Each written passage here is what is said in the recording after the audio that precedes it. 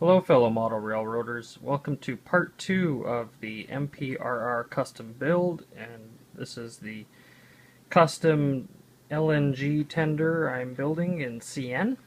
So what I'll do is I'll just go through some of the things I've added since the last video and touch on a few things that I changed and whatnot, and then when I get home it'll be good to go with paint. At the post office right now, I believe, is a Maple Leaf Models GP9 Slug, and so I'm hoping when I get home I'll build that up quick, get it ready for paint, and I'll paint both of those at the same time. And stay tuned, I will go through the steps that I go through on building that slug also. Kind of a unique project, I think. I haven't seen anyone else with one of their slugs, so I'll be the guinea pig, I guess. So I added the protection for the valves up top, and I also added a ladder across, which kind of simulate kind of a foothold catwalk deal in case a guy ever did need to go across there. And then I've got a pressure relief system, is what I'll call it. So down here I straightened out the valve so it's not crooked anymore, and I added a stub right here, just a little feature.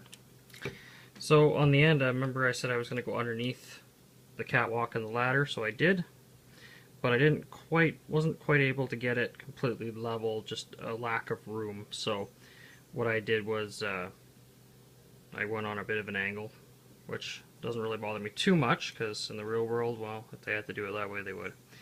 So the piping goes along here underneath, and you'll see it runs down to the valve bank here. That's the one with the stub on the end. So there's the ladders, the catwalks, and you see that. And then I also added in here, there's another little piece off the end, and another line that goes into the main line.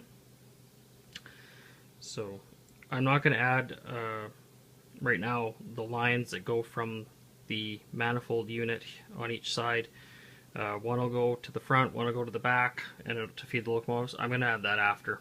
I'm waiting on the proper sized brass wire that I want to use for it. I want to use it substantially smaller than the main piping. So basically it's going to come out of where my thumb is here, these manifolds here, and run down each way so the locomotives can hook into it. And then I'll put the same kind of deal on the locomotive to make it hook up. And I'm actually going to use two-prong plugs, mini plugs. I found them on model train stuff, so that this will actually plug into the locomotive and make it look like it's actually plugged in with a supply line to the locomotive. And these actually have a line for the coolant to come out of the locomotive and into the manifold here to heat the LNG to make it vaporize better.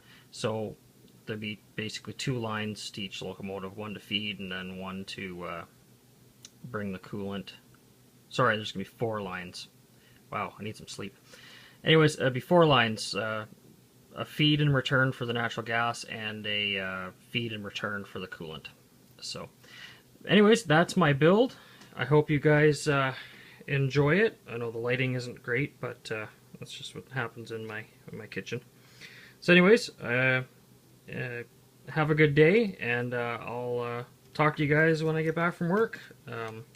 Oh, also, just quick, I had a little extra time with some glue was drying, so I put together some of these Walther's coil steel for my coil cars and my steel manufacturing plant, and they turned out pretty good. And I did some painting. I painted the strapping. So I got this with all of these for I think it was $6, so not too bad. Just added it to one of my MB Klein orders. So anyways, guys, hope this finds you all well and making progress on your railroads, whether it be still in the building process or you're doing full-blown op sessions. And when I get home, I'm going to also do a review on these special guys here that I got. Montana Rail Link SD40-2 and SD45.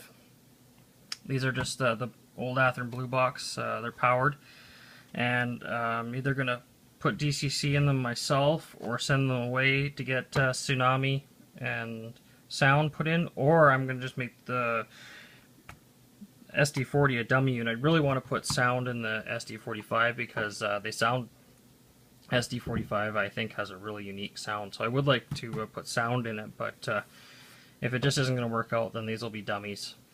And so basically I have these two. I have a BC Rail -9 and a Santa Fe, which I'm kind of patching in the process, patched over to CN, and it needs DCC sound. So I'll have basically 4 locomotives that I'm looking to send to someone to put DCC sound in.